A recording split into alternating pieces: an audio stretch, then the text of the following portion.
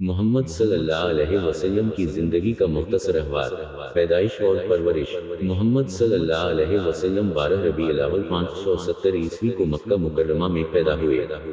ان کے والد آپ صلی اللہ علیہ وسلم کی پیدائش سے پہلے انتقال کر گئے تھے۔ دودھ پیتے محمد صلی اللہ علیہ وسلم کو ایک دائی کے حوالے کر دیا گیا تاکہ وہ صحرا کے صحت مند ماحول میں اس کی پرورش کرے۔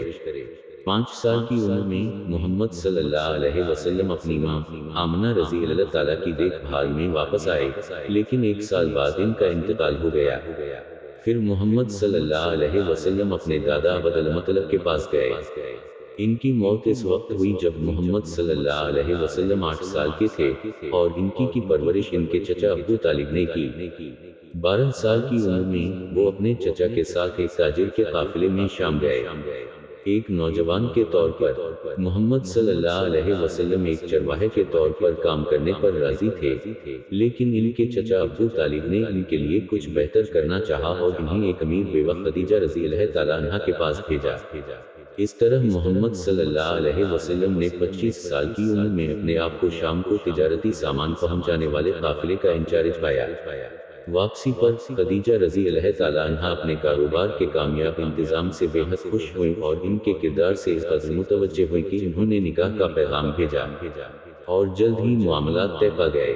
ان کی 26 سالہ ازدواجی زندگی خاصی خوشگوار رہی۔ محمد صلی اللہ علیہ وسلم ایک تاجر کے طور پر کام کرتے رہے۔ ان کی انصاف پسندی نے علامین قابل اعتماد کے طور پر ان کی ساکھ کو مزید بڑھا دیا۔ وہ عوامی معاملات میں مسلسل دلچسپی لیتے رہے اور غریبوں، بے بسوں اور کمزوروں کی خدمت میں مصروف رہے۔ غار میں جب آپ کی قوم نے آپ صلی اللہ علیہ وسلم پر ظلم کیا، محمد صلی اللہ علیہ وسلم مکہ سے باہر کوہرا میں ایک غار کی تنہائی میں چلے گئے۔ وہاں آپ کی روح نے تخلیق کے اسرار، زندگی اور موت، اچھائی اور برائی کے اسرار میں مزید فرق حاصل کر لیا۔ تنہائی میں آپ صلی اللہ علیہ وسلم اپنے رب کے اور قریب ہوتے۔ پہلی وحی۔ ان میں سے ایک موقع پر جب آپ صلی اللہ علیہ وسلم کی عمر 40 سال تھی، محمد صلی اللہ علیہ وسلم کو پیغام الہی آیا۔ ایک رات جب غار کی تنہائی میں تھے تو محمد صلی اللہ علیہ وسلم کو ایک زبردست آواز سے حکم دیا کہ وہ آگے بڑھیں اور تبلیغ کریں۔ محمد صلی اللہ علیہ وسلم کانپتے ہوئے اٹھے اور خدیجہ رضی اللہ تعالیٰ عنہا کی نرم نگہداشت میں آرام اور سکون حاصل کرنے کے لیے جلدی سے گھر پہنچے، اور انہوں نے آپ کو تسلی دی اور بعد میں انہوں نے اپنے رشتہ دار ورقہ بن نوفل سے مشورہ کیا۔ انہوں نے اعلان کیا کہ جو آسمانی پیغام موسیٰ علیہ السلام کے پاس آیا تھا وہ محمد صلی اللہ علیہ وسلم کے پاس آ چکا ہے اور وہ اللہ کے نبی کے طور پر چن لیے گئے ہیں۔ سب سے پہلے اسلام قبول کرنے والا خدیجہ رضی اللہ عنہا سب سے پہلے اسلام کی سچائی کو قبول کرنے والی تھیں۔ اس کے بعد محمد صلی اللہ علیہ وسلم نے اپنے چچا کے بیٹے علی رضی اللہ عنہ، اپنے لے پالک بیٹے زید رضی اللہ عنہ اور اپنے قریبی دوست ابو بکر رضی اللہ عنہ کو اپنے واقعے سے آگاہ کیا۔ پیغمبر صلی اللہ علیہ وسلم نے اپنی تبلیغ کا آغاز خفیہ طور پر پہلے اپنے قریبی دوستوں میں، پھر اپنے قبیلے کے افراد کے درمیان، اور اس کے بعد شہر اور نواحی علاقوں میں کھلے عام تبلیغ سے کیا۔ قبیلہ قریش خانہ کعبہ کے نگہبان تھے جو ان کے شہر مکہ کے لیے بہت عزت اور منافع کا ذریعہ تھا، لہذا وہ شدید طور پر گھبرا گئے اور محمد صلی اللہ علیہ وسلم کے خلاف سرگرم ہو گئے۔ ہجرت سے حبشہ تک مکہ میں لوگوں کے غصے کی کوئی حد نہ تھی۔ محمد صلی اللہ علیہ وسلم کی توہین، ذاتی تشدد اور سخت ترین ظلم و ستم کا نشانہ بنایا گیا، اور ان کے مذہب تبدیل کرنے والوں پر سب سے زیادہ ظلم و ستم اور تشدد کیا گیا۔ لہذا اپنی تبلیغ کے 5ویں سال میں محمد صلی اللہ علیہ وسلم نے انہیں ملک چھوڑنے اور حبشہ کے عیسائی لوگوں میں مشرکین کے ظلم و ستم سے پناہ لینے کا مشورہ دیا۔ محمد صلی اللہ علیہ وسلم اور چند باہمت پیروکار مکہ مکرمہ میں رہے اور بے حساب مصائب اور ظلم و ستم سہے، لیکن پھر بھی ان کی تعداد میں اضافہ ہوتا رہا۔ بائیکاٹ۔ اہل قریش نے محمد صلی اللہ علیہ وسلم کو کالعدم قرار دیا اور آپ صلی اللہ علیہ وسلم کے قبیلے سے کہا کہ وہ اس کے خون کا بدلہ لینے کے اپنے حق سے دستبردار ہو جائیں۔ متکبر قبیلوں نے مکہ والوں کے کہنے پر حق سے دستبردار ہونے سے انکار کر دیا، جس پر انہوں نے ان کا بائیکاٹ کر دیا۔ 3 سال بعد پابندی ہٹا دی گئی۔ 1 سال بعد محمد صلی اللہ علیہ وسلم نے اپنے چچا ابو طالب اور اپنی بیوی خدیجہ رضی اللہ عنہا کو کھو دیا۔ ابو طالب کی موت نے مکہ والوں کے تشدد کی آخری جانچ کو ختم کر دیا۔ ظلم و ستم میں مزید اضافہ ہوتا گیا اور محمد صلی اللہ علیہ وسلم نے پڑوسی شہر طائف میں پناہ لی، جہاں اس سے بڑی دشمنی کا سامنا کرنا پڑا۔ ہجرت مدینہ۔ محمد صلی اللہ علیہ وسلم نے اپنے مکی پیروکاروں کے ساتھ مشورہ کیا اور یہ فیصلہ کیا گیا کہ وہ مدینہ کی طرف ہجرت کریں۔ وہ بتدریج اور بلا روک ٹوک چلے گئے۔ محمد صلی اللہ علیہ وسلم آخری وقت تک باقی رہے۔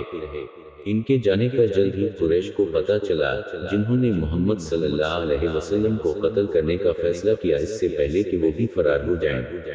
چنانچہ انہوں نے قرعہ ڈال کر 40 آدمیوں کا انتخاب کیا، ہر قبیلہ سے ایک، جنہوں نے محمد صلی اللہ علیہ وسلم کو قتل کرنے کی پختہ قسم کھائی تھی۔ انہیں بیک وقت حملہ کرنا تھا تاکہ قتل کا بدلہ کسی ایک قبیلے سے نہ لیا جا سکے۔ لیکن جس رات وہ انہیں قتل کرنے والے تھے، محمد صلی اللہ علیہ وسلم ابو بکر رضی اللہ عنہ کے ساتھ مکہ سے چلے گئے۔ محمد صلی اللہ علیہ وسلم اب تبلیغ کے لیے آزاد تھے اور ان کے پیروکاروں میں تیزی سے اضافہ ہوا۔ مسلمان اب آزادی سے عبادت کر سکتے ہیں اور اللہ کے قوانین کے مطابق زندگی گزار سکتے ہیں۔ لیکن اہل مکہ مدینہ میں محمد صلی اللہ علیہ وسلم کی تحریک کو جڑ پکڑنے نہیں دینے والے تھے۔ انہوں نے شہر کے خلاف 3 عظیم مہمات کا اہتمام کیا، لیکن سب کو پیچھے چھوڑ دیا گیا۔ معاہدہ حدیبیہ۔ آخرکار مکہ والوں اور مسلمانوں نے صلح کو برقرار رکھنے اور فریق ثالث کے ساتھ اپنے تنازعات میں غیر جانبداری کا مظاہرہ کرنے کے لیے حدیبیہ کا معاہدہ کیا۔ اس معاہدے کے مطابق مسلمانوں کو اسی سال حج کیے بغیر مدینہ واپس جانا تھا، لیکن وہ اگلے سال جب قریش 3 دن کے لیے شہر کو خالی کر دیں گے تو وہ ایسا کرنے کے لیے آ سکتے تھے۔ مکہ مکرمہ میں واپس۔ 8 چشمے تک مسلمان اس جنگ کو ختم کرنے میں کامیاب ہوئے جب مکہ والوں نے اپنے معاہدے کی شرائط کی خلاف ورزی کی۔ مکہ کے لوگ جنہوں نے 21 سال تک محمد صلی اللہ علیہ وسلم اور ان کے پیروکاروں پر انتہائی ظلم کیا تھا، ان سے سخت انتقام کی توقع تھی، لیکن ان کی شکست کی گھڑی میں ان کے ساتھ سب سے بڑا سلوک کیا گیا۔ جاؤ تم آزاد ہو، وہ الفاظ تھے جن کے ساتھ محمد صلی اللہ علیہ وسلم نے انہیں عام معافی دی تھی۔ نبی صلی اللہ علیہ وسلم نے کعبہ کے اندر اور اس کے ارد گرد موجود تمام بتوں کو یہ کہتے ہوئے ہٹا دیا کہ حق آ گیا اور باطل مٹ گیا۔ الاسرا 81۔ اور اس قدیم حرم میں مسلمانوں کی اذان سنی گئی۔ وصال 10 ہجری میں محمد صلی اللہ علیہ وسلم ایک حاجی کے طور پر مکہ مکرمہ گئے اور انہوں نے محسوس کیا کہ یہ آخری بار ہے کیونکہ وہاں ان پر جو وحی نازل ہوئی اس میں یہ آیت شامل تھی، آج میں نے تمہارے لیے تمہارا دین مکمل کر دیا ہے۔ المائدہ 3۔ واپسی پر مدینہ پاک میں بخار میں مبتلا ہو گئے۔ یہ 15 دن تک جاری رہا، لیکن وہ اپنی وفات سے 3 دن پہلے تک نماز کی امامت کرتے رہے جب انہوں نے ابو بکر رضی اللہ عنہ کو مزور کیا۔ اپنی زمینی زندگی کے آخری دن صبح سویرے محمد صلی اللہ علیہ وسلم مسجد کے ساتھ والے اپنے کمرے سے باہر آئے اور با جماعت نماز میں شامل ہوئے، لیکن بعد میں دن میں ان کا انتقال ہو گیا۔ اختتام پرامن طریقے سے ہوا۔